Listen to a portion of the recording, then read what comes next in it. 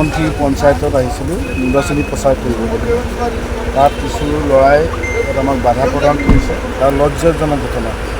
এনেকৈ বাধা দিলে নহ'ব, এইটো গণতন্ত্ৰৰ হত্যা হৈছে, গণতন্ত্ৰ চলা নাই। ইয়াত কাৰোবাৰ ইনষ্ট্ৰাকশ্যন আছে। আমি কৈছোঁ যে আমি কলম দাঙি দিব খুজিছোঁ, মিচিং ল'ৰা ছোৱালীৰ হাতত কলম দিব খুজিছোঁ, কিন্তু কোনোবাই তেখেতলোকৰ হাতত লাঠি দিব খুজিছে, শিলগুটি দিব খুজিছে। এইটোৱে আমাৰ ডিফাৰেঞ্চ। আমি কৈছোঁ যে মিচিং ল'ৰাই পঢ়া শুনা কৰি আগবাঢ়ি যাওক, আৰু কোনোবাই তেখেতলোকৰ হাতত লাঠি দি এই গণতন্ত্ৰ হত্যা কৰিব চেষ্টা কৰে।